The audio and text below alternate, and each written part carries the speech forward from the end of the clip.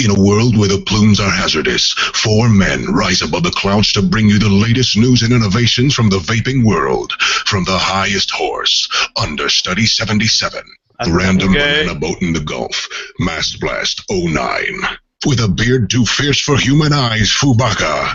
And with a passion to abolish sleeves, the Angstful Vapor. Yeah! What's up, everybody? I think I got the transitions like down that time too, like clicking on people throughout that, so it showed up right. I think you're good. All right. Oh, good? All right. I think you're good. How's everybody doing? That wasn't part of the intro. How's everybody doing this evening? Very well. Very well. Tonight is going to be a fun show because the whole thing's going to be like when we had Grim on. I went on that rant about juice being too expensive. This whole show is going to be like an extension of that rant, which is fucking. Fuck Canada! Dude, people from Canada watch, man.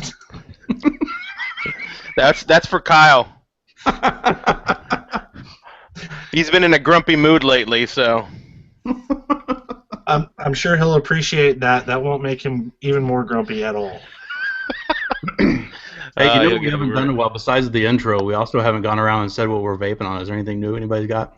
I got a whole bunch of new shit, but I'll wait till the news for that. How about you, Foob? Did I show everybody that? Sir Kentwood. Focus. There it is. Nice. Good shit. That is good. I've changed things around for the first time since I had it brand new. I've got raspberry in my my rose. It's very tasty. Oh yeah, because you finally that time I muted you when you said there wasn't raspberry in there. You finally listened to reason. That was the first thing I put into it. That way I could do some comparisons on the old K-Funds. But ever since then I've been trying out different stuff in there, and I've just always because I've got my raspberry K-Fund. I mean that's what this does. But yeah, I put it back in there to see if I was missing anything, and it's definitely better. Definitely better. Yeah, see, I got that Charlie Noble juice, but I'm gonna talk about that in a little bit because that's a cool talking point.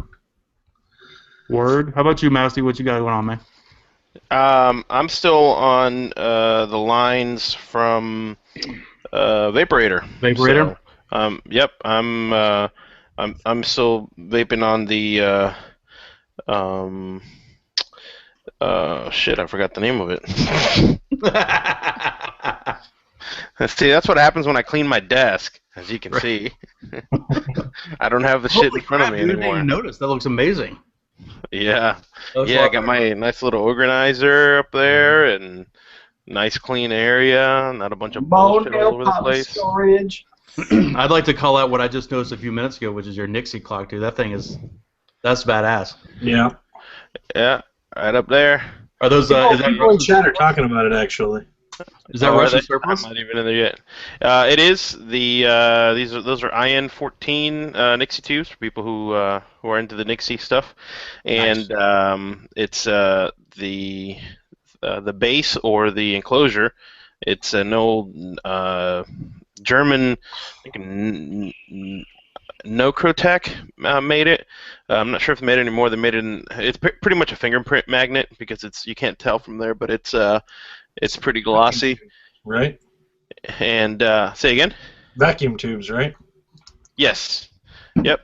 The Nixie, good old Nixie tubes, and yeah, those are actual Russian. When I had the tubes for a while, and I had ordered them on eBay, and they actually came from Russia, and it was pretty badass because you had a Russian newspaper that had each one wrapped up when I got it, so it was kind of interesting. How old was the newspaper, Matt? It was probably from the 80s, I'd say. Yeah. That style tubes, they're not real super old. The bigger one, like the 18s and stuff like that, they tend to be a little bit older. But yeah, it was fun. It's a whole kit you put together. I believe websites like Tube Hobby or something like that. I kind of want a lot of little. I got all these tube amps back there. I kind of want to put a tube clock down here. Yeah, and the size. I mean, I'll hold.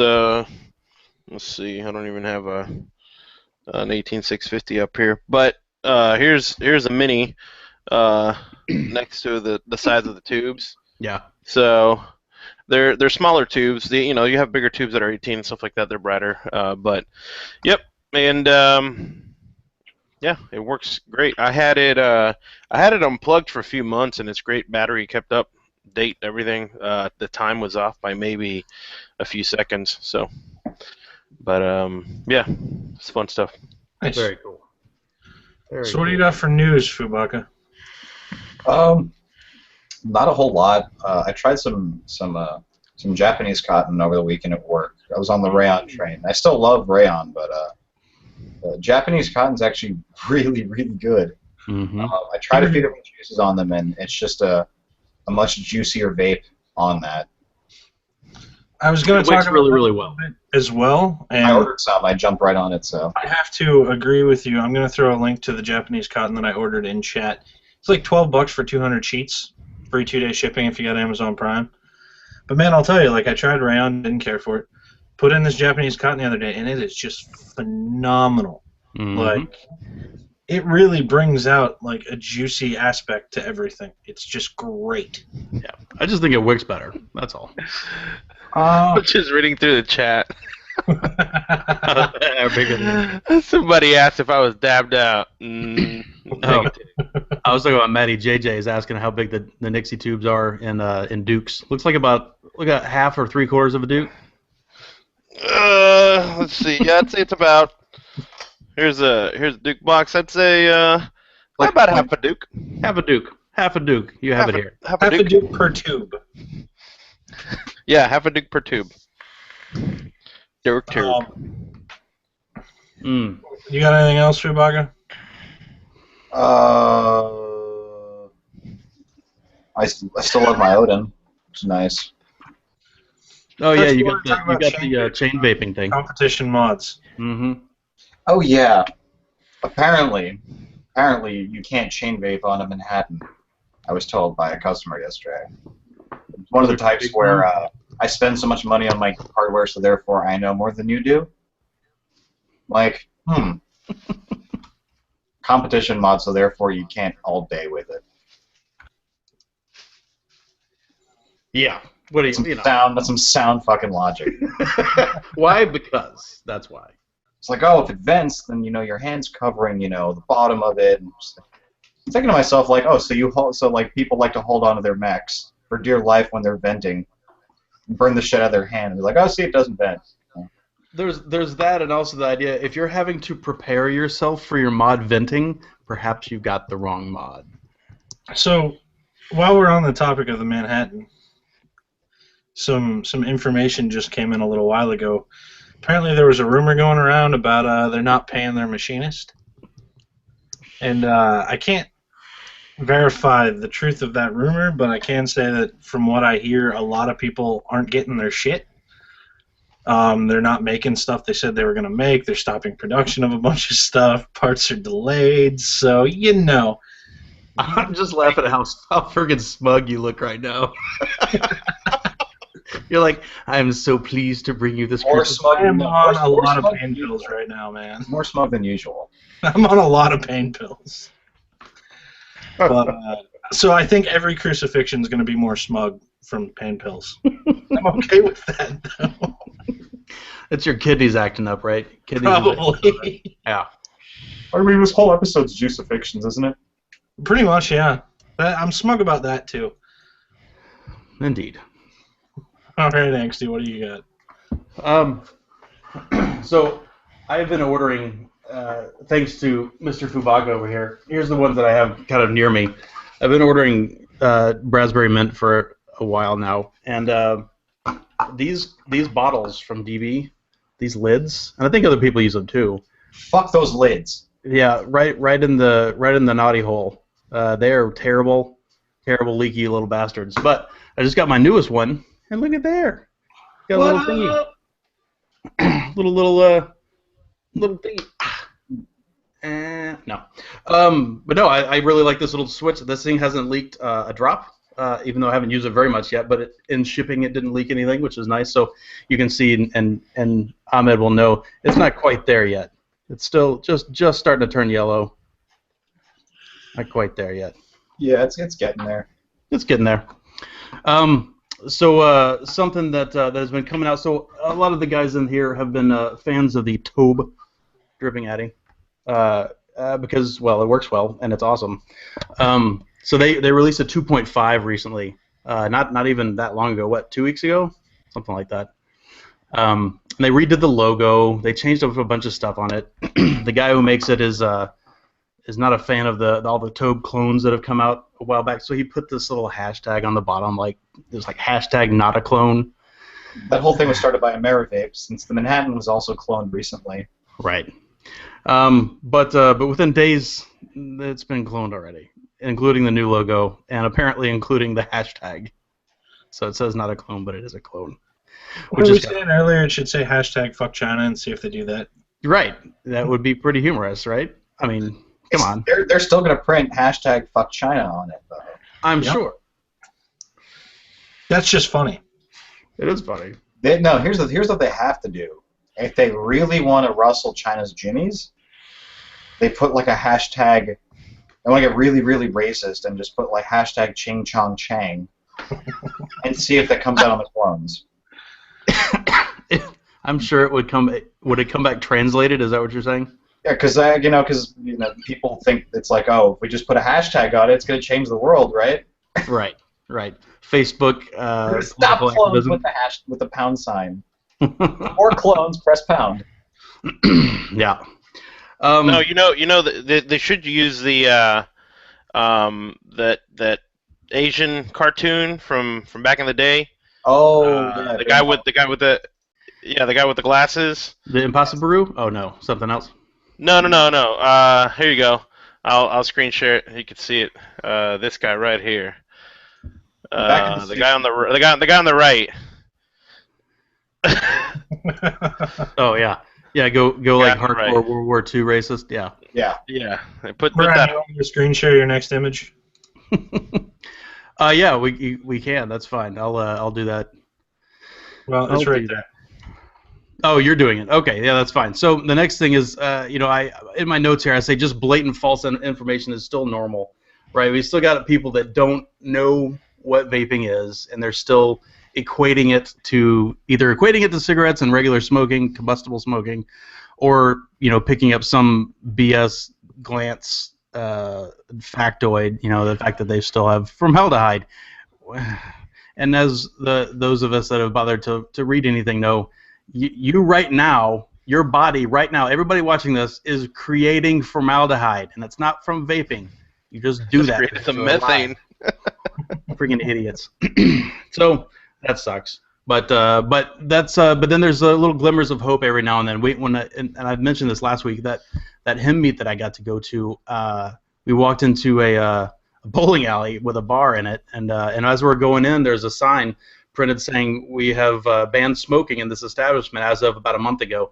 But underneath it in bold print said vaping or e-cigarettes is permissible or is allowed, which is really cool. So if you see stuff like that and you've got a few minutes, track down a manager or something. Offer to help them. Offer to give them some links. Send them the CASA link. There's tons of science on there, and maybe they can use their brains and make their own decision instead of following blindly what everybody else is doing.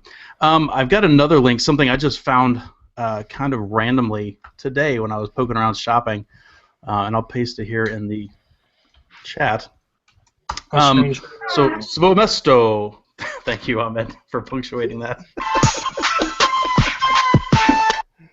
So Svomesto, the maker, as most people know, the maker of the K-Fun or Kaifun, those guys have put out a drip tip set, which is kind of interesting. Honestly, it's not something I would purchase, but it's kind of cool that it's got 3 bases, it's got 3 caps, and then 6 different barrel styles for the middle of it, and you can mix and match, just whichever one you want. The permutations is like 5,800 permutations because the barrels can even be stacked on top of each other if you want, and you can have a 4-inch long drip tip if that's your speed, which.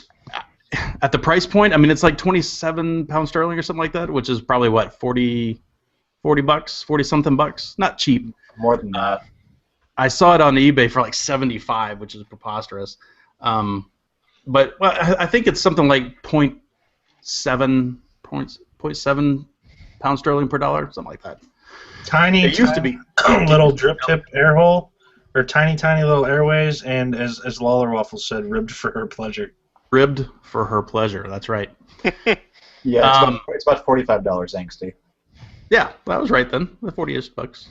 So, I mean, it's pretty cool. I think it's kind of a neat idea. There's some people that have done similar things, but not that I've seen anyway from a larger manufacturer. And it's kind of cool seeing somebody that doesn't make drip tips kind of offer some customization in their standard, K-Fun. I think that's kind of cool.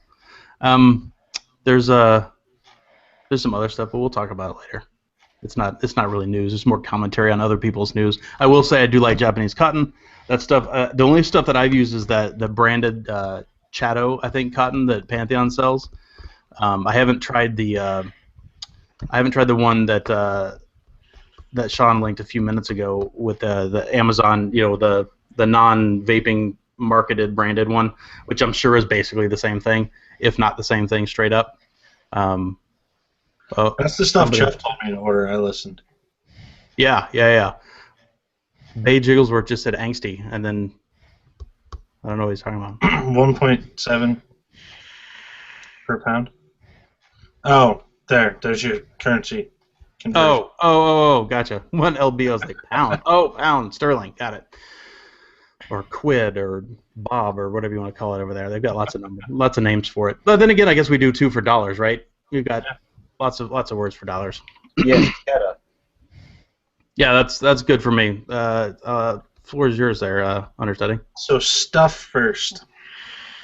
A while back we had Joe Litt on the show, and we did not make the number of people that we were supposed to have for him to give away this thing that he called the soapbox. Well, he gave it away anyway. He gave it away to one lousy stoner.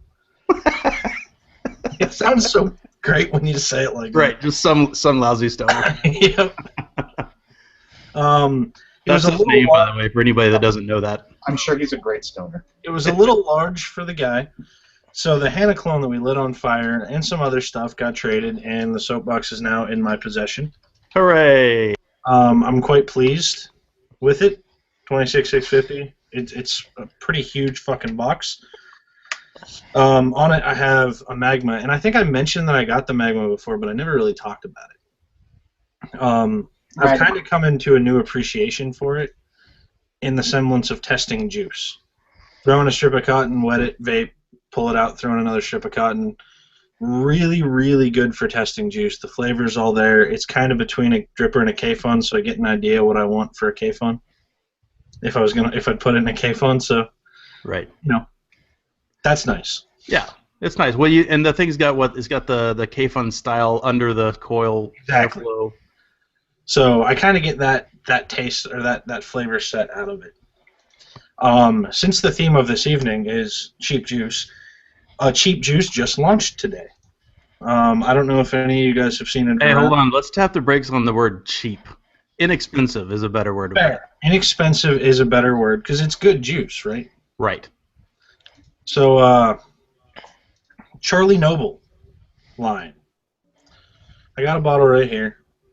They're local to me. I went up and I picked up the line yesterday and I tried all of them. One wasn't for me, but I recognize that it's a decent juice. One I wasn't fond of at all, and it felt like something wasn't quite there with it. The others I like quite a bit.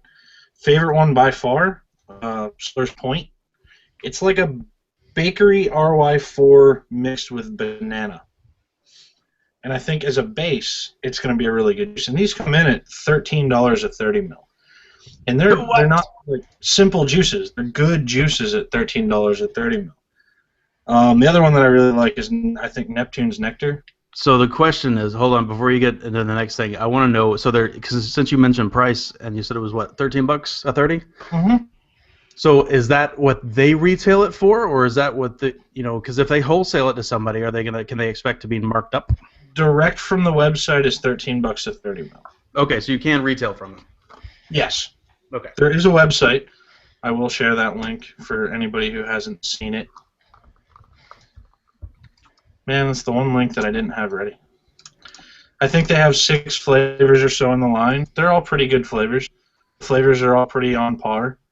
I'm quite happy with it. It's $7 for a 15 mil, I think, as well. So if you don't want to get a big bottle right from the start, I'd just go straight to a 30 though. Comes in 3 milligrams, 6, 12, and 18. So and they're as max VG as they can make them, is what they told me. Poseidon's Punch may crack a tank. They wanted me to say that because it's got citrus, but they're not sure. Mm. None of the other ones should. They're all pretty good flavors. Would you say the descriptions are accurate? The descriptions are pretty accurate. Yes, I agree, and they're pretty good. Cool. Japanese cotton we already did. Oh, Science of Vaping K-Fun parts. How long ago was it that I got that quartz kit from wherever the fuck I got it? From J-Vapes, I think. Yeah, J-Vape quartz kit that I hated with a burning passion. That was a couple months ago. I think it was a month or 2 ago. So I tried a new quartz kit. I ordered Science of Vaping's quartz kit. I am very happy with Science of Vaping. Because you can fill it? The chimney, I can fill it, and that's really nice. The chimney is threaded, so it doesn't pull apart. It all screws into the custom top cap and locks everything in, and it's really nice. I got the strip tip from them as well, and I got this little low-profile top cap that's milled out to hold more juice as well. So quite happy. I passed up on. I really wanted to get that. It's a really nice looking top cap. I am quite happy with it. I am quite happy with everything that I ordered from Science of Vaping. I'm very happy with their product. I think they have a very good product, and they have a lot of kind of variations of that product. Jay Marsh said, "Understudy, I have that shitty one, and it's still shitty." Oh yeah, I gave him that shitty one. Honest.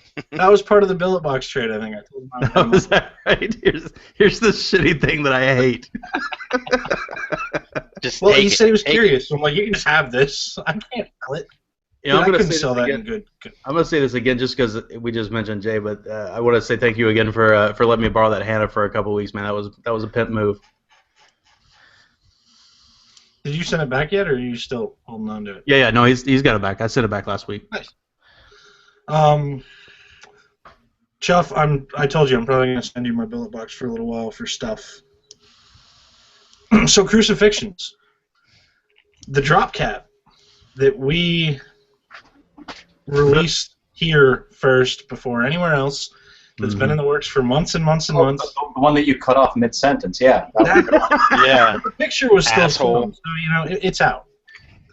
I have now seen myself 2 replica versions made by other vendors. 1 week, 2 clones.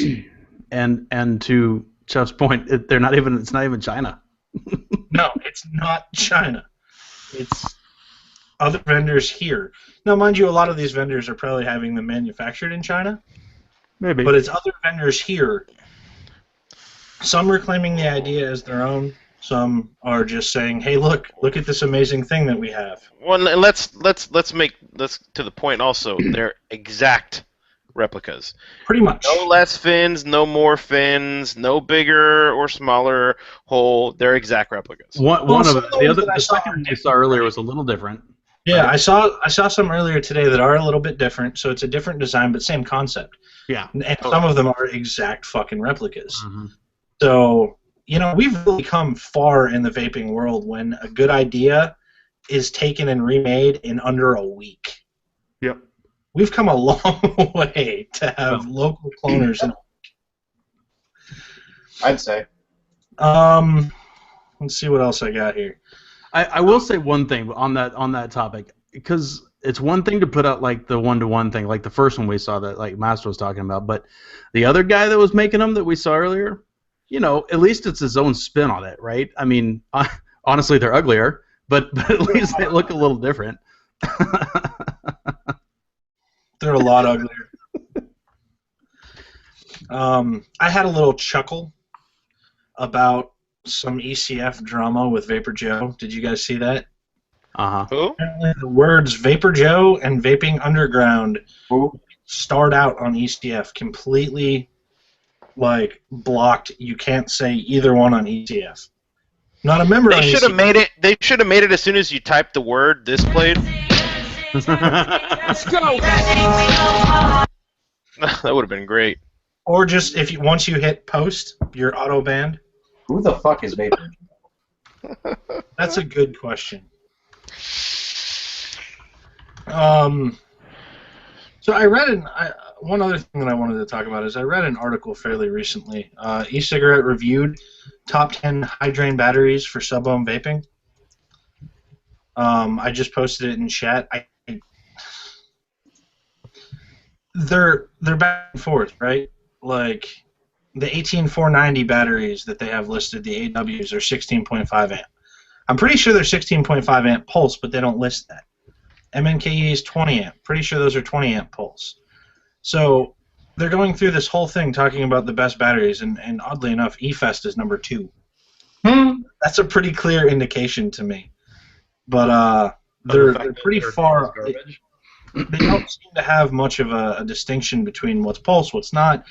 I wouldn't trust this article, personally.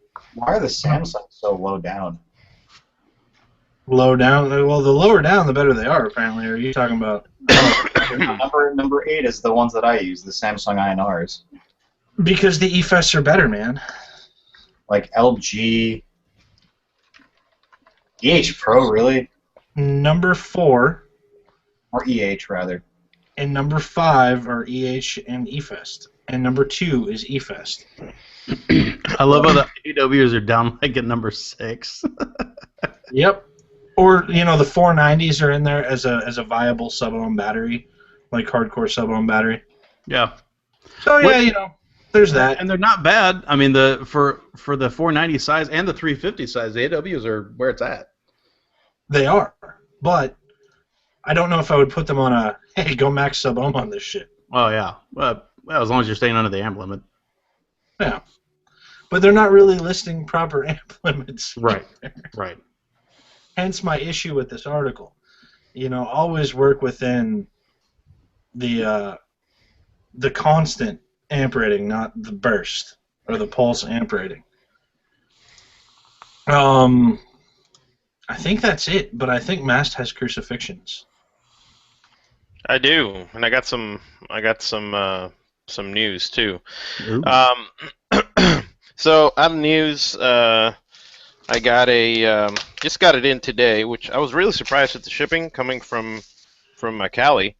I got a schmagma, and it's an infinite. I've been hearing really good things about the infinite clones, or infinite reproductions, or whatever you want to call them. I haven't built on it yet. Pretty heavy duty. I mean, clean threads are nice and buttery. It looks great. So I'm gonna give it a try and check it out. I've seen a lot of people saying that some of the infinite clones are actually better than the actual magma when it comes down to. And you said this is the magma, right? The magma. It is the magma. Yep. Let me know how you like it. Did it come in a cute little treasure chest? Vaping magma is a different kind of experience. Like, it's very different than other drippers that are out there. So I'm curious how you feel about it. Clone or not, I'm curious how you end up feeling about it. Yeah, user R Plush told I was talking to him about it, and he likes it. He calls it his. That's where he puts his flavor build. He says it's pretty good. I was more worried about the leaking out, because I just and forget about it, and he has that many issues. Right. Yeah. And so I'm gonna give that a try and hook it up. I'm updating. What'd that run you? Once. I think this one. Shit, I don't have the box now. I think it was. You could either get it from Fastic for 15, or you could pay like an extra $12 and get it from 101 Vapes. So I know our Plush is in here. He can comment on. I'm pretty sure it's I'm pretty sure that's what it was. Yeah, so it was like an extra $12 just to get it. And I mean, I ordered this thing on like Friday. It was like Thursday. Thursday I think it was. And so I was really surprised with how quickly the package got to here to Florida. So we'll give it a try and see. It's definitely an interesting build. Building the coils directly. Make sure they're directly above the air hole, and I mean the drip wells are pretty insane in there. I have seen where people have gone in and walled out the drip wells even more. That's pretty pretty insane because they seem already pretty big. So so that's that with the news. Oh, one more thing with the news. I want to put up this, and I'll link it in chat also. I'll have it up on my screen. We've been going back and forth with Yeehee about the SX350 board. If one of you guys can drop this link on chat for me. And they came out, I made a post on Reddit a few days ago. They had come out and said, we're going to take the SX350 from 50 watts to 80 watts, and we're not going to release the SX350 V100, which was a test board, which we all knew about. And I'm going to try to keep this section short so I don't babble along. But basically, this is the new thing now. They're saying the upgrade to the SX350 at the end of the month is going to bring the resistance down to a 0.1, so you can run a 0.1 on it. And it's going to upgrade to higher power. Notice it left it at higher power. They haven't really decided. They went back on the 80. I'm almost 90% 90% sure that they're going to go with a 60 watt. So they're going to go from 50 to 60. Makes more sense. Going from 50 to 80, for a normal user is quite a bit. So I think gradual increments is going to be better. In pass-through mode, if you go to Yeehee's Facebook page, they have the updated spec sheet, and I will put this image up now so you guys can see it. And in the spec sheet, here's the link for people in the chat. In the spec sheet, they finally changed. A while back they had it at they had their amperage at 12 amps for the board, which was ridiculous anyways on the max. So the amperage has gone up to 25, and as you notice with a 0.2 ohm coil, you could see that the max in output in the bypass mode is 80 watts, which actually with a 0.2 ohm coil, there you go. So that's in bypass mode right now at 50 watts set. So when you go to bypass, it's straight battery. So they're slowly going to release this stuff. Hey, I admire them for that, doing that. At least they're keeping the chips up to date. And people are getting all butthurt because the SX330, they won't sell directly to them. No, and that was never the option. As this image tells, well, actually this is just about the 350, but the 330 was always going to be sent to manufacturers, so it was never going to be a DIY chip, any of that. So there you go. That is the update from Yeehee, and like I said, there will be an update by the end of the month. And the other big thing too is the V200, which is a 200 watt chip by December, which is pretty impressive.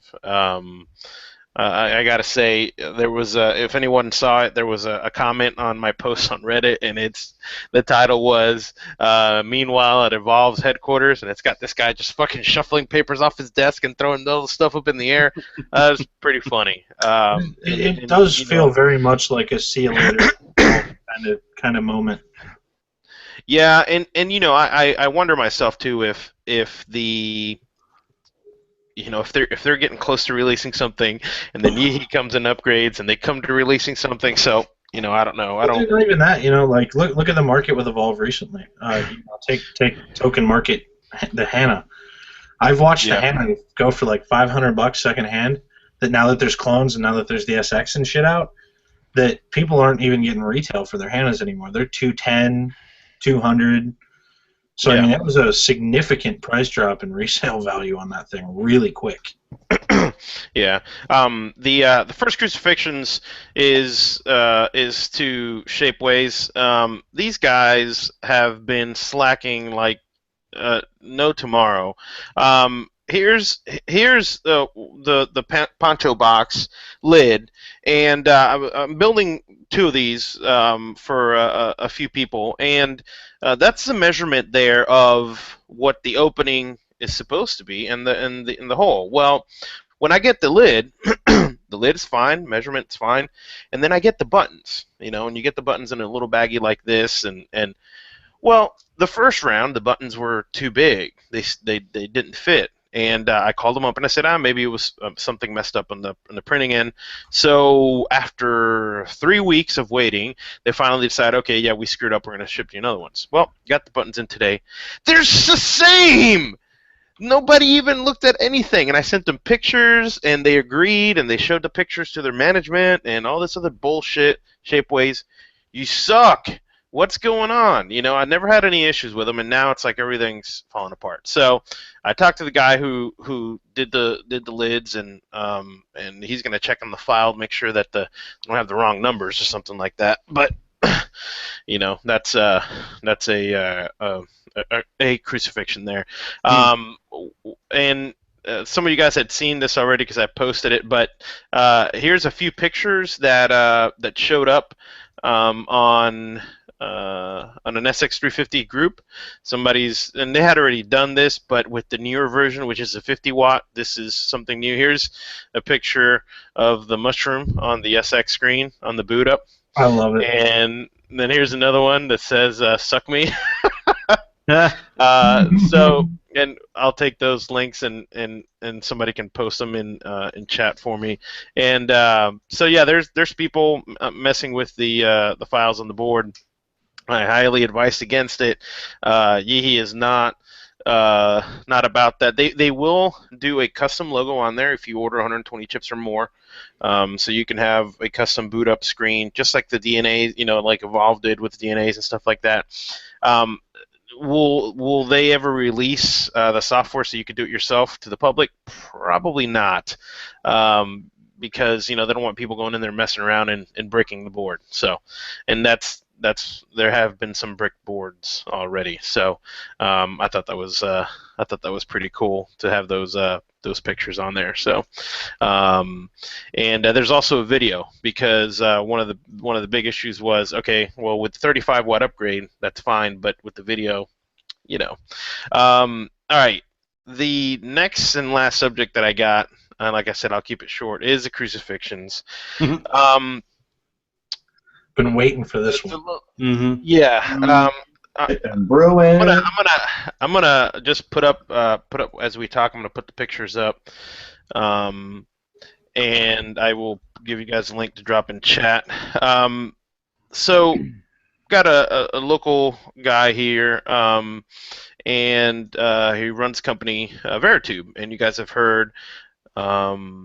You guys have heard about the 510s that we gave away last week, and these are pictures of his the 22 millimeter one. Well, I'd say a few weeks back, and I got permission from him to actually go on the air about this, because it was all being done not in the public eye. Basically, someone saw the 510. His 510s were the 14 millimeter ones at first. That they were basically, that he had, and I said, man, you really need to get those 22 millimeters in and get these things going. And they were being produced, and he gets a letter from a certain person that they think that he ripped off his design for pretty much a Fat Daddy 510. Well, if you look closely, there are many things that are different with this 510 versus Fat Daddy. It doesn't have a washer like the Fat Daddy does, which if you're using the 22 millimeter on the Fat Daddy, and I use the Fat Daddy 510s, they're great. If you go down to the smaller ring, there's an issue because the Fat Daddy has a lock ring, and when you look at the mod from the side, you're going to see a hole for where that lock ring would be for a smaller diameter Fat Daddy. These are thinner. And we've already gone through a few of these things. Basically these are 1 millimeter versus the 2 millimeter, all this stuff. The center pin where you solder it is different. I like this design better because it doesn't have the pin that sticks out of the bottom, which could cause an issue in some areas, so it's just the wire. Well, he was contacted and pretty much, they said, you need to stop making them. Because that is a design that I've worked on, and it's something that was in the back burner, and it was a prototype, and I've sold it to a company that is going to mass produce these or whatever. Doesn't matter. Well, I have a problem with that because now everything was trying to be peaceful. Fat Daddy goes, and they actually went ahead and posted on their Facebook, and mind you, I'm in Florida, okay? They posted in Facebook this that says, "Anyone know a good attorney in Brevard County, Florida, or Orlando? Please help." All right, so that's a direct shot at what's going on now. Okay, and people went crazy in that post. Some people were like, "Yeah, all this stuff," and it's kind of like a threat, to Veritube about his 510s, and I don't understand what the issue is, especially since this design was taken from a breakthrough, the website Breakthrough. There was a design put up there, and people were collaborating on it, and it was open to everyone to use. Hey, you want to make it, make it. So this guy took it, changed some things. The threading is different. The like I said, the components are different. And now, because someone's trying to compete, we have a situation where now one person's going to try to sue another person or try to get a lawyer involved. And, of course, in the thread, people said... Didn't he say specifically, and just so everybody knows, I have the Fat Daddy up for comparison, so when it hops back and forth, you can see the Fat Daddy compared to the Veritube. Very parts. Device. A lot more parts than the Fat Daddy. But correct. Didn't Fat Daddy say specifically in the post that he felt like if this happens, he's competing against himself, which is fucking ridiculous? Yeah, basically it was looks like someone knows what the deal is, and yes, that's what it is. It's dumb to compete with your own product. So, I have an issue with, just people saying, well, that looks like mine, and I have a prototype for it, but I can't find the actual files. And, I have pictures, and the reason I bring this up is because, something like this was going on with, like you said, with the top caps and stuff like that.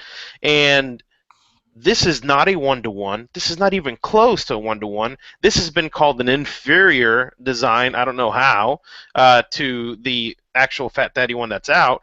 Why wouldn't you want to have a thinner base up top? That lowers the I'm kind of fond of the less parts from a modding perspective as well. The Fat Daddy's got a lot of shit going on in it.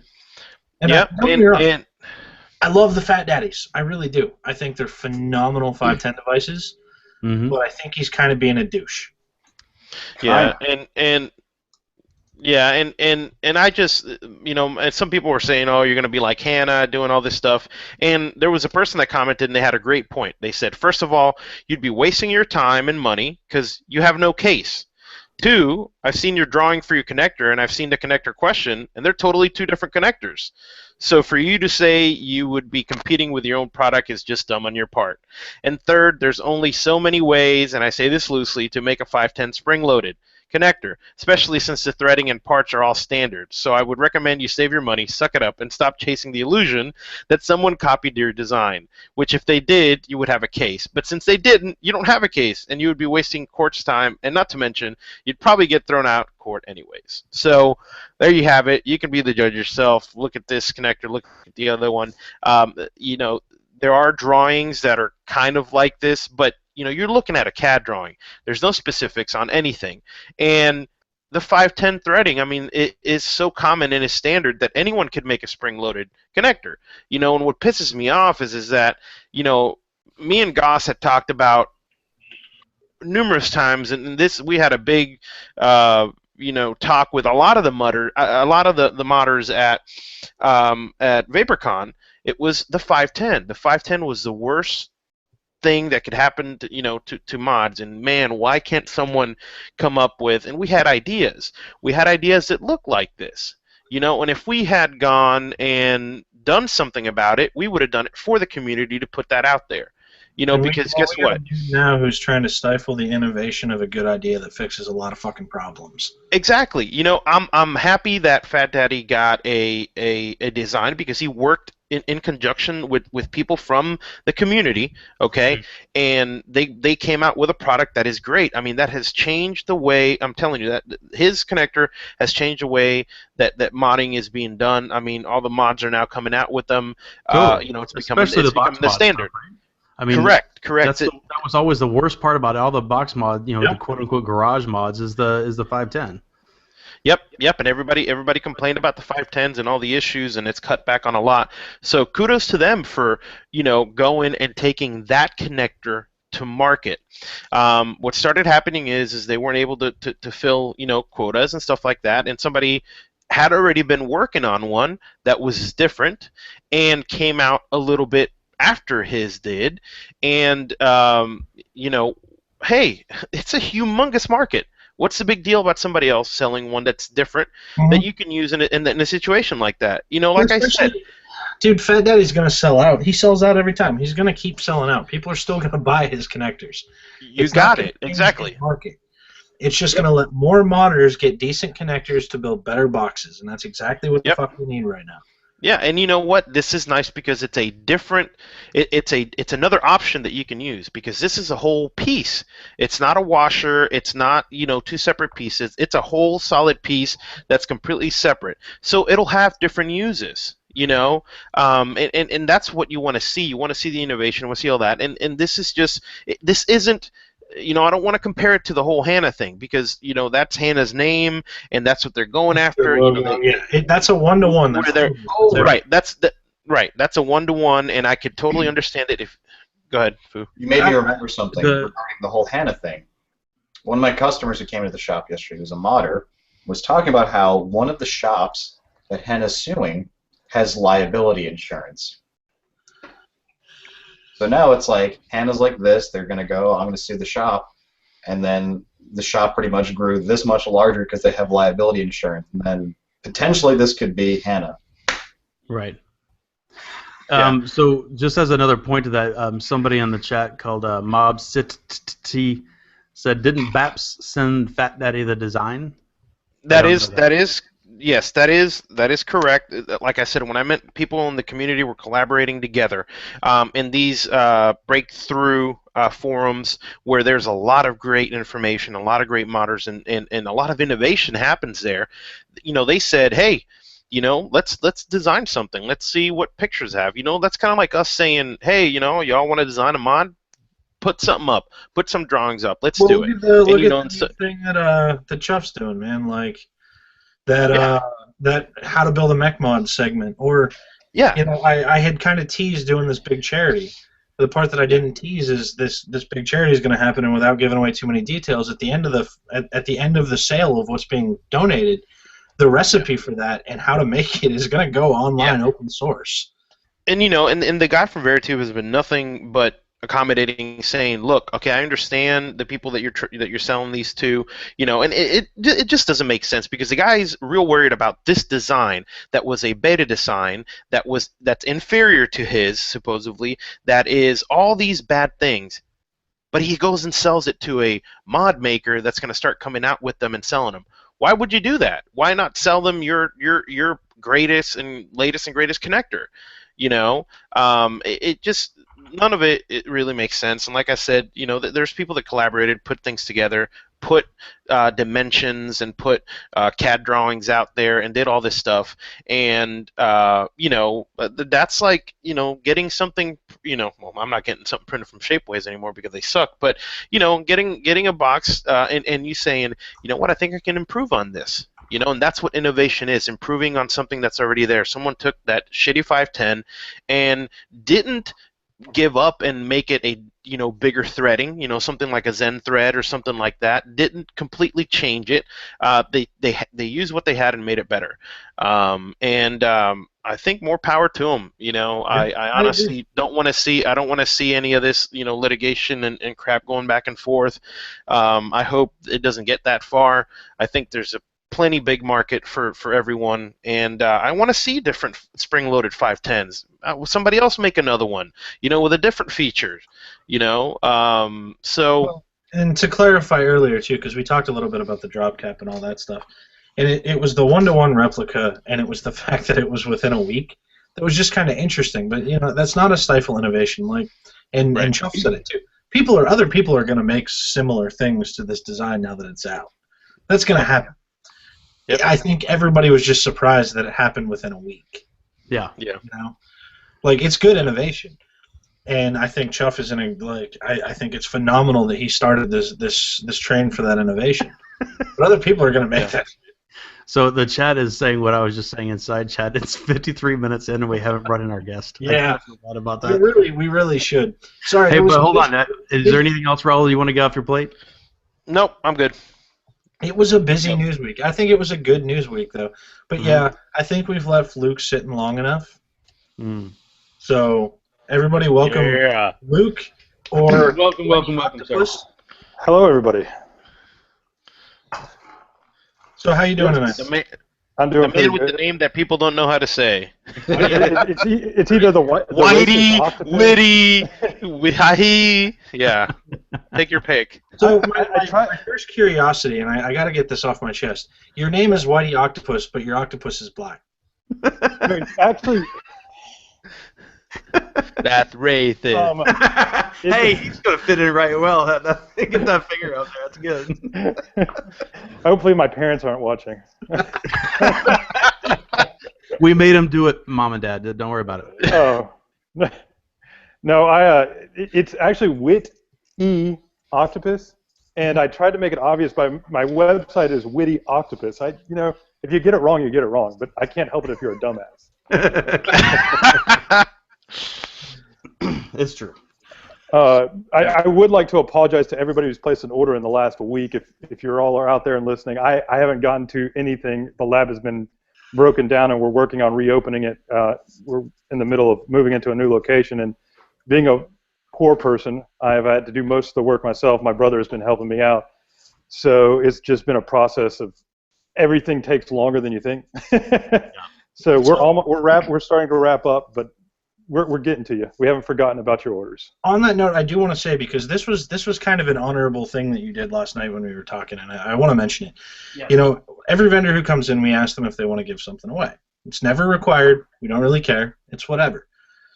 We asked him last night, and his exact response was, "I would love to, but I have paying customers who have waited a long time, and it wouldn't be fair to them." And to me, that's a really honorable kind of way to go about it, right? Like that's the right thing to do. And I'm cool with that. Agreed. I wanted to. If we ask him in 6 weeks and he says the same thing, then he can go fuck it. No, I typically try to get my orders out between 36 and 48 hours. If it gets beyond that, I start to feel really bad. I mean, when I get people's money sitting in my account, it doesn't sit well with me unless I have their either in the works or in the mail. Yeah. I'll work late. I'll work early. That you look like a hipster Brad Pitt. With a busted arm. Yeah, I try. What are you talking about? What's so hip about it? I mean, Bracken got that Kermit the Frog swag on, and you want me to get a banjo? I can play. You know. Not really, but it sounded good at the time. He's got a green shirt on too. That's true. So the Damn topic right. of this evening So- is kind of roundabout of why you're overpaying for juice, right? Yeah. So, $12 a 30 mil, man. I want to know about it. Well, it's funny how it started out. My company is sort of a happy accident. I had been out of work. I'd been a stay-at-home dad for about 2.5 years, watching my son. My wife was working as an accountant, and I really wanted to get back in the workforce, and she really wanted to be a stay-at-home mom. So as a part of that, I moved up to Columbia, South Carolina, where I had a lot of business contacts and tried my hand at something that wasn't seeming to work out. But one thing I had done when I was out of work for 2.5 years, I didn't have any money. So I started making my juice on my own, and as a part of that, I got decent at it. And in January of this year, when I moved up to South Carolina, some of my friends were like, hey, we'd love to have your juice. And so I was selling it to them for about $10 a bottle. I figured it gave me a nice profit margin. I was just doing it on the side. And one of the reasons I was selling them at $10 a bottle is because I was reusing their bottles. They would bring me back their bottle, and I would just reuse the same glass bottle. So I was saving money on that, and I wasn't going to charge them extra every time just because I already had their glass bottle, and they were my friends. And in April, my friend was like, people are coming into the tasting room at the brewery. I live out of Conquest Brewing Company's tasting room. And they're wondering where I'm getting my juice from, and I'd love to have a place to send them. So I sat down one week and built a website, and then on a whim, I posted it on Reddit, and from there it just sort of took off. And I've been riding that wave ever since, and really enjoying making juice, and really enjoying getting out there and working with people and meeting the customers, and just providing something that I see of value to a community that I really appreciate and really has helped me out a lot along the way as well. But $12 a bottle, it comes down to setting a profit margin, low overhead. I've kept low overhead because up until last week, I was the only employee of my company. Last week, my brother actually moved into town to start helping me out because I was starting to hit a point where I was working about 18-hour days, and it was not going to work well long term. So he moved down and started helping me out. But we still kept the overhead low. I mean, that doesn't mean we skimp on the quality of our ingredients. We still use really high quality ingredients, but we just looking at it on the per basis, how much we can produce per day, and how much each bottle, just the actual cost of the bottle and the juice and everything that goes in it, not including labor. $12 seemed like a nice fit. We might have to raise it, but I never. And you guys can hold me to this. Anybody can hold me to this. I really don't want to cross the $15 mark.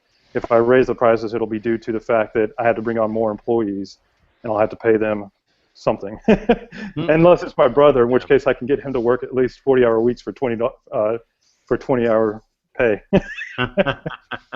Can't do that for everybody, and I can't do that to my brother for too long. Well, that seems like that's been a pretty common theme with most of the juice vendors that we've had on, even very successful ones, is they started DIYing for themselves, and then they kind of reached out to their friends, and their friends said, "Man, this stuff is great. You need to sell it," and they started doing that. It's been good, and it's been interesting to see like the efficiency of my process from this is the way my mind works, is that I break everything down into phases. Like I'd have a prep phase where I sit down with all my orders for the day, or as the case might be in the next couple of days, my orders for the week, which is going to be a stack about yay high, which is a little bit intimidating. But and make the master mix list for the day, and then I make all the tags. I hand make all the tags for all the different bottles, and then make all the paper tubes from just packing paper you get from the dollar store. And I go through this process, but I've narrowed down the efficiency to a point where the $12 still makes sense because of the amount of time that we spend doing it. It still seems like a fair price to the consumer.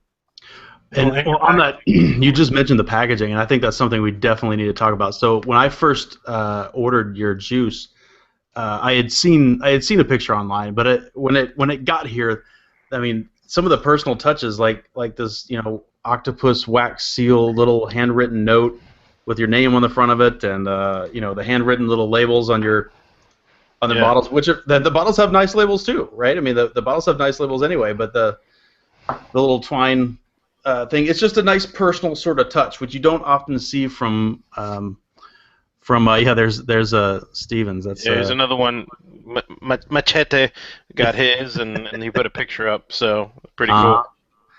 It's cool. It's a nice little touch. So you've got kind of, and this is my word. You can correct me if I'm wrong, but you've got kind of an apothecary kind of theme going. It seems like to me. Where'd that come from?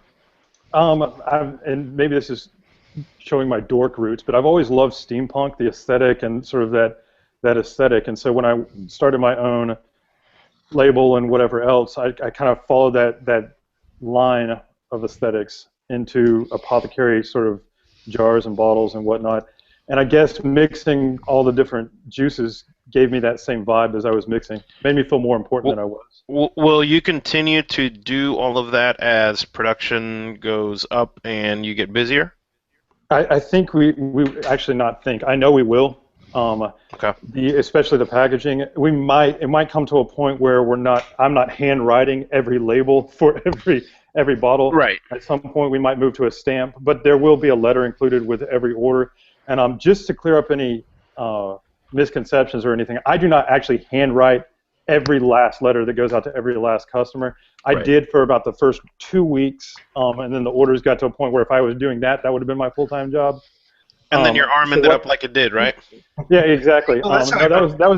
That's another funny story. But what I do is at the beginning of every week, I sit down and write a master letter and scan that in, and then print out, and then write people's names in at the top and write people's names on the return label. I don't want anybody to have. I'm not trying to lie to anybody, but that's just the way I had to do it to sort of balance between personal touch versus I still have to maintain some efficiency. It's still a really nice touch, though. Man. It is. It's a very nice touch, and I didn't mean to mislead anybody either. I was just talking about your name being written on the front of this letter. But even the letter was. I mean, it's a thoughtful sort of human touch, and a lot of times when you get even quality juice from a vendor, you get bubble wrapped bottles, and that's fine.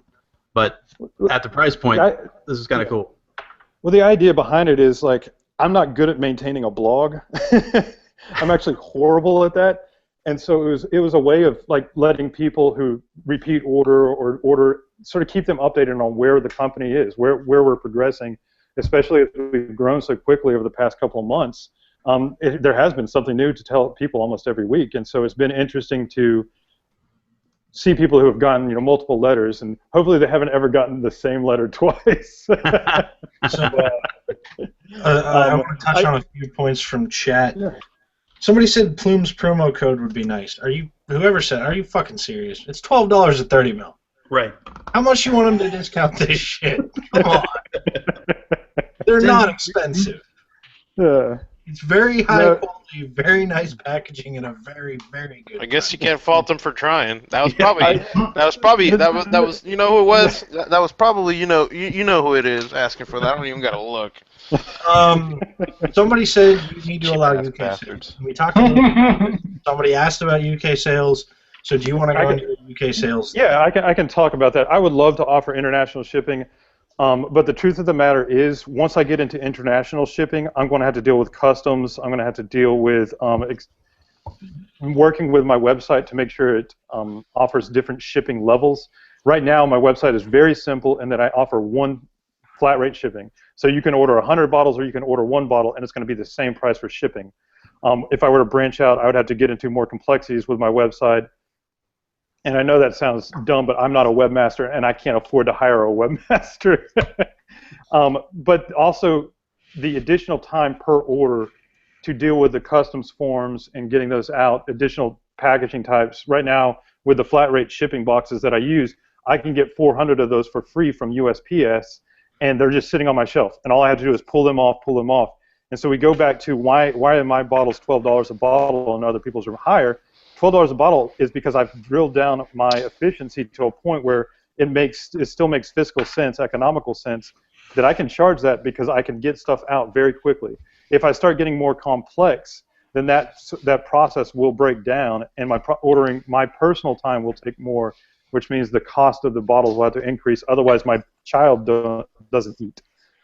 If you ever are looking for a webmaster, we know a very good one who just posted in chat that he works for Juice. Yeah, he does. And I will say that there's another thing for those in the UK that are needing juice. There's a subreddit that you guys can that use called Juice Swap. So it's reddit.com/juice swap, and one of our friends happens to mod it. And what that is there's the link. What it is people in the States can buy stuff and then send things overseas for a very reasonable kind of a buddy kind of cost. It's a really nice sort of way that vapors can kind of look out for each other and share some of the stuff that we have domestically overseas before people like Luke have the time to do so. Yeah. No, go ahead. No, I was just going to say I would like to one day offer international shipping, and as we get more efficient, especially as we move into a new office, and we have a more dedicated space to put towards shipping. It's a definite possibility in the future that we'll be able to do that, especially since it's no longer just me.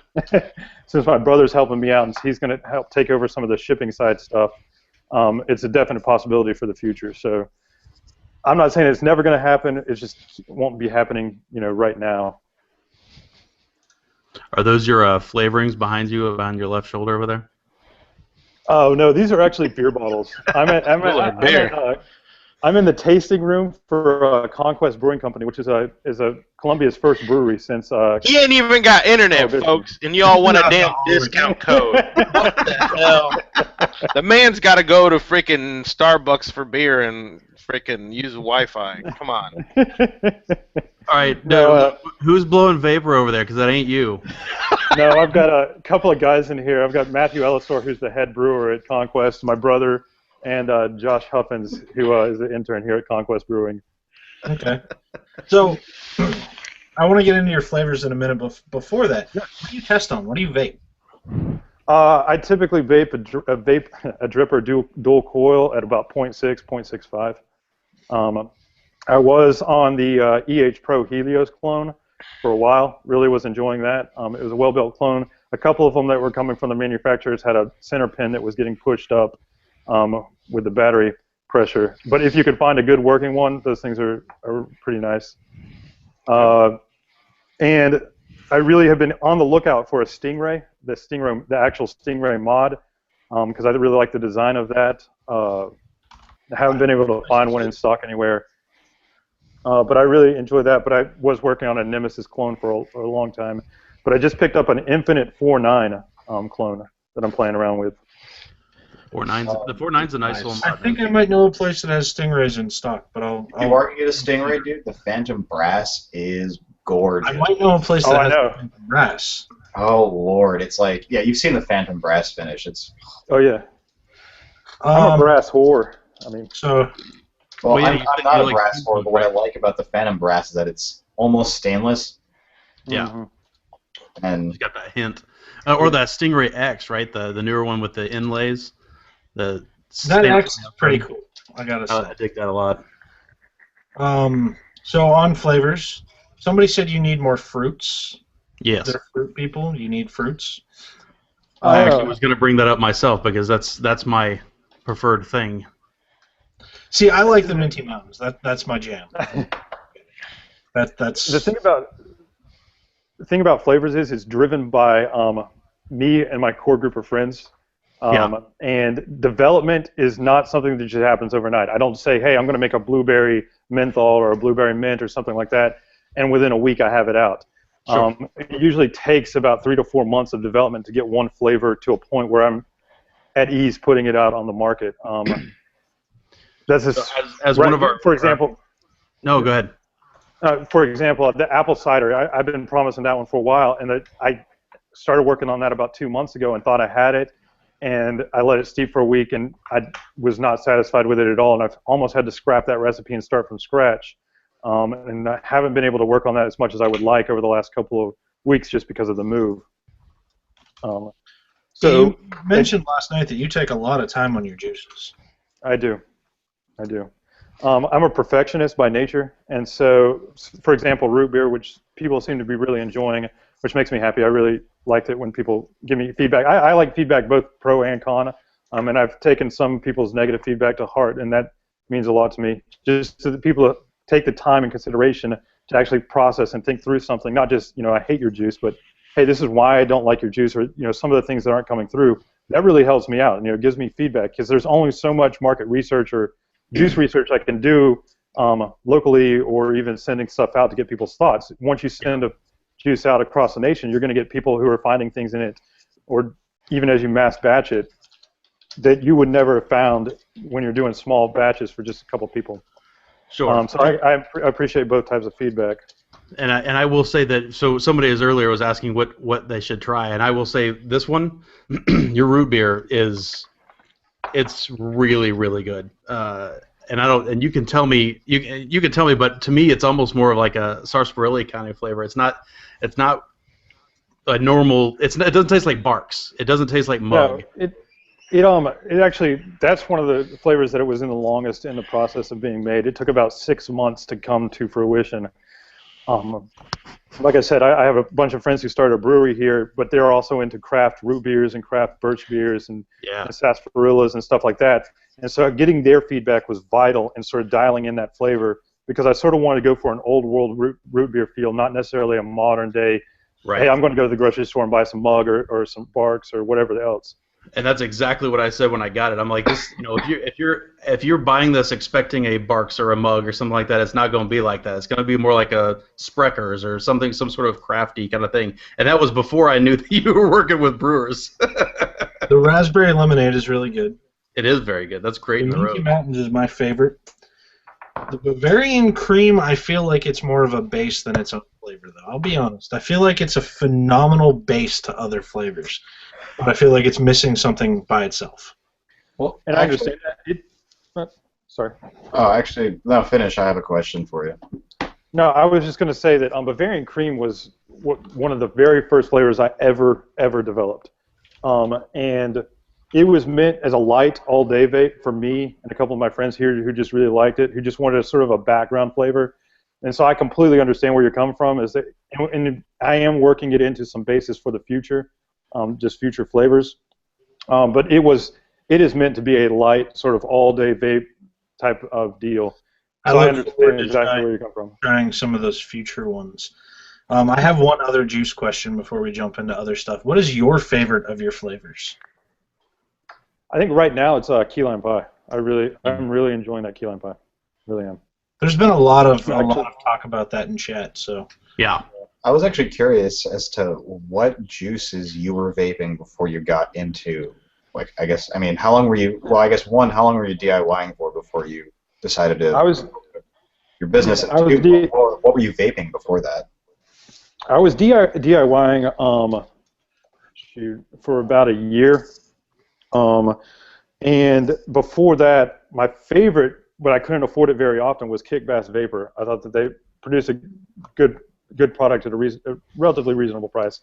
And then occasionally I'd be able to afford some decaying juices, just the sort of Vapor for Life, or just some cheap shit off the internet. To be honest with you, I have not.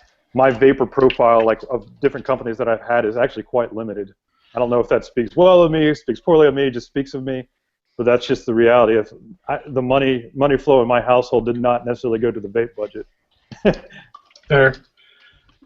So off of the juice profile based questions, PayPal. Yes. Let's talk about PayPal. Oh, let's do. How are you using PayPal? That's the question. I've gotten lots of questions about that, and I don't know how I'm still using PayPal. But I'm okay with it because, honestly, there's a couple of reasons PayPal works really well. First off, it's easy integration into my website. And then the second is because it's built around helping people do eBay, it makes my shipping a hell of a lot easier. Because people's shipping addresses and whatnot are pulled right into PayPal and allows me to batch edit and batch print shipping labels very quickly and very easily. You have the question is less that. The question is less that than for the convenience factor, and more the fact that it's directly against their terms of service. They have not stopped me. So the question that I have is, do you have a contingency plan? Yes, and it will slow down my process. Fair. I'm sure. We have a few people in here recommending Dogecoin. And Dwala. I wonder who they are. And the other one, because like you said, you were out of work for a little while. You tried a few different things. What are your thoughts on all this FDA stuff? Are you worried? Yes, I am, for multiple reasons. I think that reading through the economic impact analysis is scary, to say the least, for the entire. It should be something that the entire vaping community should be up in arms about. And some of the hardcore guys, the hardcore people are, and there's some people out there that don't even understand what it all means. They readily admit in their own economic impact analysis, that it will put most small and medium-sized business out, which that destroys innovation, that destroys what's going to force higher quality, in my opinion. Mm-hmm. What does not force higher quality is government regulation. What that enforces is a bare minimum. And what the bare minimum is not what your small craft juice makers, your small craft mod makers are going to be striving for. They're going to strive for top quality at the best possible price. Yep. What you're going to get once you take them out of the market is you're going to create, even if it's not a monopoly, it's crony capitalism, in that you are creating a de facto monopoly via regulation for big companies like Laurel. Again, I'm no hate against any of these companies, but just this is who has the money to comply with the FDA, but like Lorillard and RJR and Philip Morris, they have the money to comply with that. So what are they going to do? They're going to pump out the lowest quality shit that they possibly can at the highest quality, highest possible price that they can possibly get away selling it for. Yep. And as soon as you shut me and everybody else out there, right now the market is flooded with juice makers. I am nobody unique. There are lots of other guys out there making good quality juice at a reasonable There are price. not a lot of other guys out there making good quality juice at your price, though. I have to classify that, because there aren't a lot who do it.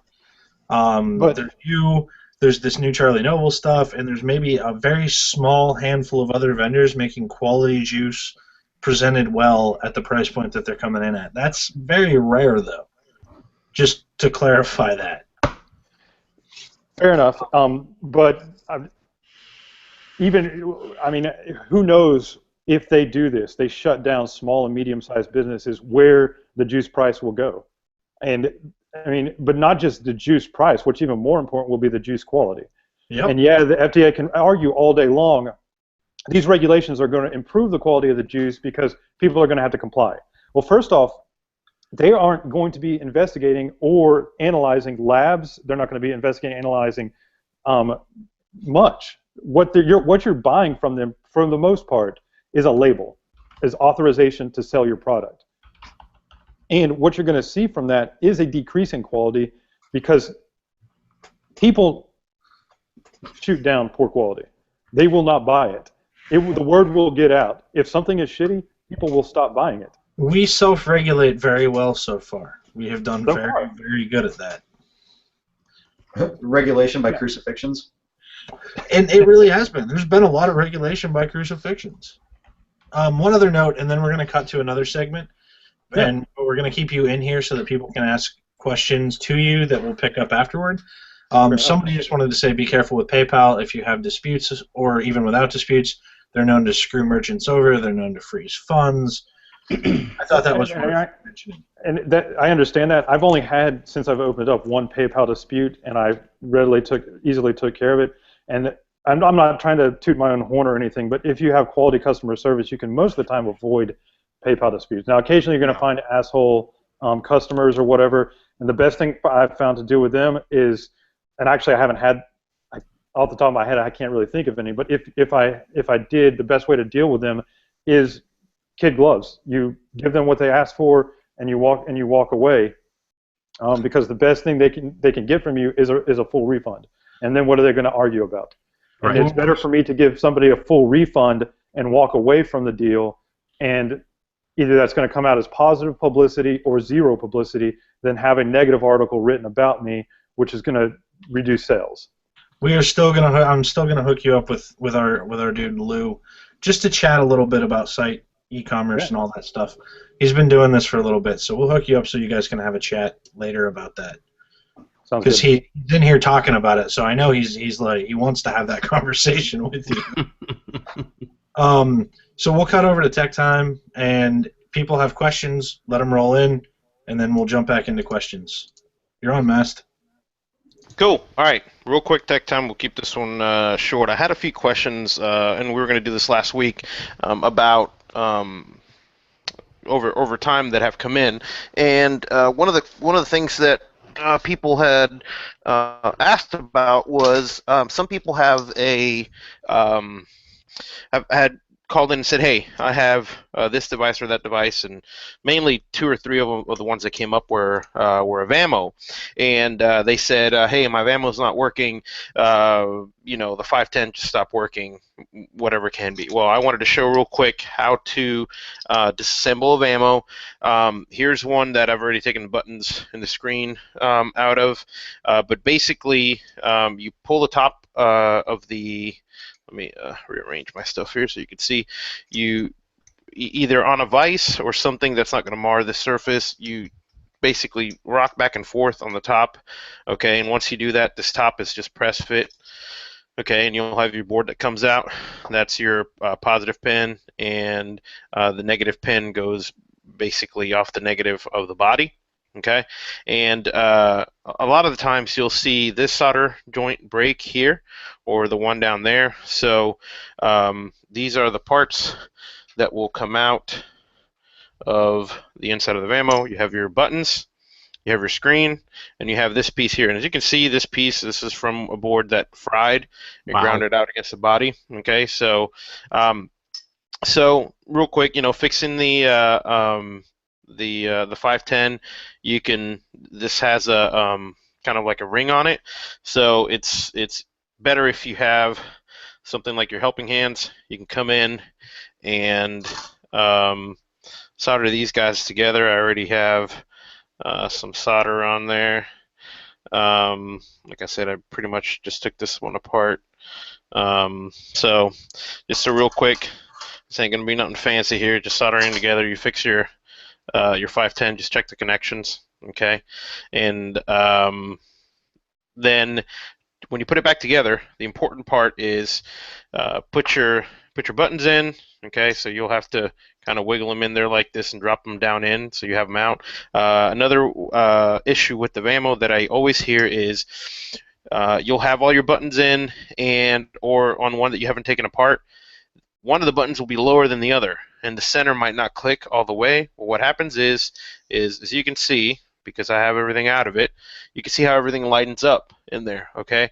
If this plastic piece shifts, okay, so that goes in down on the bottom. If this plastic piece shifts a little bit to the right or to the left, it'll shift the whole board to the right or to the left, okay? And that's what will happen when you have one button higher than the other. Okay, all you have to do is, if that happens to you and you take yours apart, when you put it back in, you can do some silicone or something that you'll be able to remove later on. You don't want to do, I mean, it's up to you. I mean, I don't suggest super glue, but because it's going to be, it's going to be pretty tight in there. You have to pull the plastic piece out before you can pull the board out, and glue everything back together. And then put your buttons in, put your top back on, and this is just a press fit. And when you put it down, make sure the wires bend over, and basically get it going on the top. And let's see on this one, it's a hard. Oh, actually, this isn't even. Okay, so this is a different vamo that I took apart. This isn't even the head for that one. But anyways, it press fits in, and you just want to make sure, check the vamo comes off down here too. You can see this is a press fit also. Make sure your pin is straight when you put all this stuff in. Make sure it's not touching, so you ground out. And all these pieces you can put in from either side, from the bottom or from the from the inside or from the outside for the screen and for all your buttons. And the buttons are a little tricky. You just kind of have to put them in at an angle like that, and they fall into place. So, and that's pretty much it. If and I've seen this happen. The Vamos have gotten so cheap. If this button will usually go bad, the board is like $15 to replace, and a new Vamo is just around that. Just buy a new one. It's so much of a pain in the butt to go or try to replace the switch itself. It goes bad all the time. You go and push from side to side, and sometimes it fires, sometimes it doesn't. So, or if you feel like replacing the switch and get you a new switch, you could throw this in a box mod, and it could be something for a backup. It's great to test, home test on this, or just to have a backup at home. That's it. And one last thing that I wanted to mention too was keep an eye on the Plumes site. I want to start a contest of show me your worst mod. So we'll have a weekly winner for who's got the worst mod. And next week, and I'm talking about worst mod like pictures of mods that you've seen somebody build, or you have, or a friend of yours has, and you opened it up and you look at the insides and it's full of hot glue. Oh wait, that's a good thing. No. Show us those pictures, and I'll be giving away a nice little Radio Shack 40-watt soldering iron next week to the winner. So send your submissions in. We'll update that on the site, on the Facebook site. Thank you very much, Mr. Mast. We'll do it on Reddit too. Either put them on our sub or put them on our Facebook. I think that's fair, right? People on either. So 2 questions. Minty Mountains, what magic do you put in it? Hard work. You're not No. Actually, I'm pretty sure that Gandalf was working in conjunction with me at the time. It was a long, hard day with the Grey Wizard. And actually, how I talked about it takes normally 4 to 6 months. You have a wizard working with you and a little alchemy, you can get it done in about 24 hours. All right. I couldn't co-opt him for any others, but he decided, Minty Mountains, I'm down for that. So what I'm gathering is mushrooms and trusting your first instinct.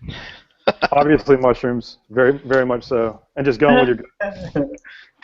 Such wow. And we also had one from Buzzsaw17 who said, are all of your juices diacetyl free? Yes, they definitely are. That was one of the important things that I was worried about when I started making my own juices, about the quality and what went into them. I wanted to know exactly what went into my juices, and one of them was I did not want any diacetyl in it, so none of my juices contain diacetyl. In full disclosure, several of them contain sucralose, right, which I know is a concern of some people. And I'm working on posting up on the website exactly which flavors do contain sucralose, just for people information. And I am also working on making an alternative using stevia to the sucralose, because I would prefer to get away from using sucralose as a sweetener as well. Sure. Makes sense. I'm sure the Bavarian Cream's probably got some, was it acetylene or something that can... It has an acetyl in it. Under certain circumstances, I think up to 1% can be converted to a diacetyl during the heating process. But as with everything, you're going to take, there involves risk. Sure. It's a question of what percentage risk. I walk across the street, and there's a percentage of risk I'm taking walking across the street. Yeah, especially if a diesel bus rolls in front of you, right? You're going to catch a little stink and a little fumes. Yeah. I mean, so the question is, how much risk are you willing to narrow it down? We can all live in a bubble, or we can say there's some things I like and I'm willing to take a minor risk in, and that's worth it. So yes, it's there. So 2 more good ones. One, ST wants to know, do you make your own extracts? No, I do not. And Valix COS, what flavor profiles are in the works? I like this question. Okay, I have promised several of my friends. I'm working through the things that my friends have requested after apple cider. One of them was a good cappuccino, so that's been being worked on. I have a flavor. It's going to be a tobacco flavor that I'm working on for a friend who's one of the head brewer here at Conquest Vaping, who has a huge personality. It's going to be 1517. and it's going to be, this is stupid, so bear with me on this. It is going to be black cherry vanilla clove tobacco. That actually sounds pretty good. All right. So I'm working on that one, and after that, there's a blackberry vanilla current that I'm working on. Oh, no, I think those we are also have a pretty massive cry for some fruits as well. yeah, man. That's one thing that I feel like, because you've got a fair number of really nice looking flavors, but they do not hit my general flavor profile, which is definitely on the minty, fruity kind of side. Yeah. I'm working on apple cider. Blackberry vanilla currant will probably have a lot more fruity aspects to it. Honestly, we'll see where it goes from there. 4 flavors is a lot of work for me. Yeah, no, that's good. That's why I want to get the request in now. Yeah, no, I got you.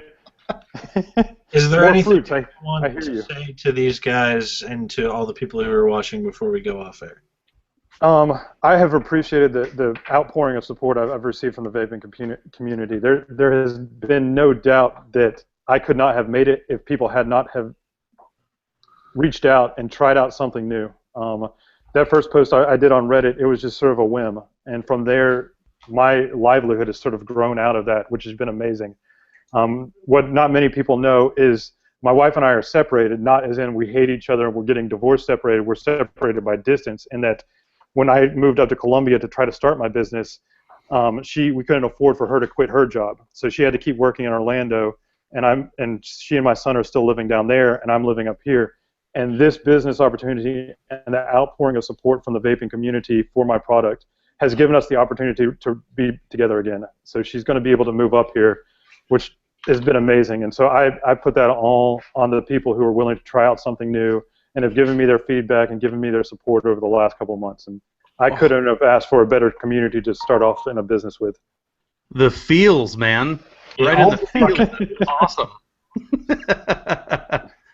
So there you have it. I want to say, man, Octopus thank you Vapors. very much for coming on, and thanks for coming on and talking to us and talking to everybody else, too. It's Yeah, much. You're welcome. Oh, you know what? I got one last mini crucifixion. Oh, yeah? Just a little one. Oh yeah. And I forgot about this. I was going to mention this earlier, and I forgot. And this is something that Whitey does not do, so props to you. You need flutes? Let's do it. Short flutes. Okay. E-juice, e-liquid, whatever you want to call it, and hardware vendors for vaping. When I pull up your site and I have to put in my birthday, drop down January, drop down 1, drop down 1953, or whatever I decide to choose, that pisses me right the hell off. Stop it. Just make a button saying I'm over 18 and be done with it. That's what Whitey does. That's good. Done. Spaghetti. I concur. I had the option of doing that, and I was like, hell no. Yeah, that's it. That's all I got. I'm glad you do it like that. That's good. Thank you guys for watching. I appreciate it. Let everybody. Peace. Peace out. Peace.